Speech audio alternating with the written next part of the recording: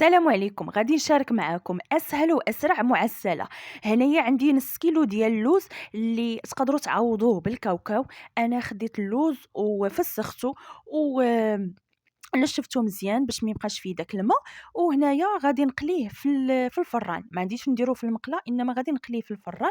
هنا درت عليه تقريبا واحد 4 المعالق كبار ديال زيت المائده، وغادي ندخلو الفران لان ديجا مشعلاه، وغادي يتقلى في الفران. من بعد ملي كيتقلى اللوز غادي نهرمشو غير في الهاشوار، يعني ما غاديش نيلو انما خاصو يكون مهرمش لهاد اللوز هذا، باش ملي ناكلو المعسّلة كنحسّو بأن راه كاين اللوز، ماشي بحال تيكون منيّل ما كنحسّوش بداك الطعم ديال اللوز.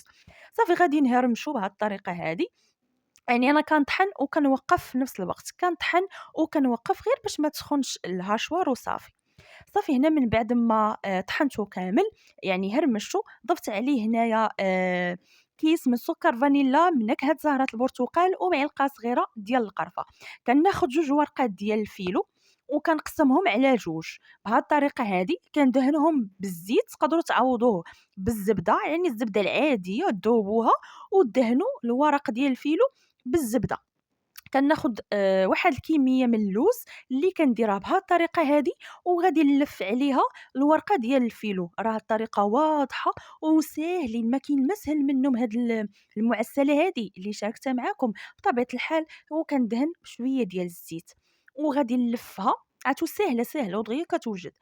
وغادي ناخد موس وغادي نقطعها على 3، هانتومايا على 3 بهاد الطريقة هادي، نقطع مزيان. غادي نجيب واحد المول اللي ديجا أنا يعني داهناه بشوية ديال الزيت، وغادي نستف فيها هاد الدوائر ديال هاد المعسّلة. غادي ناخد داك الزيت اللي بقى وغادي نرش عليها من الفوق، وغادي ندخلها للفران اللي كيكون مشعول من قبل بطبيعة الحال. هنا من بعد ما طابت هاد المعسّلة، الزيت اللي سبق لي العسل اللي سبق لي وشاركته معاكم، هو اللي غادي نديرو في هاد المعسّلة. العسل تيكون دافي المعسّلة تتكون سخونة بطبيعة الحال باش كتشرب هاد العسل هذا. صراحةً عرفت واحد المعسّلة رائعة. بالنسبة للوز كيف قلت لكم تقدروا تعوضوه بالكاوكاو، كيبقى لكم الاختيار بطبيعة الحال. راه تقدروا ديروا حتى، ماشي بالضرورة ديروا واحد نص كيلو ديال اللوز، تكتفيو غير بربعة ديال اللوز أولا ربعة ديال الكاوكاو راه كافية. وهذا هو الشكل النهائي ديالها، وراه سمعتوا القرمشة ديالها في الأول ديال الفيديو، فكنتمنى تجربوها لأنها فعلًا كتستحق التجربة. وتعطيوني الآراء ديالكم في التعليق تحت الفيديو، وبالصحة والراحة.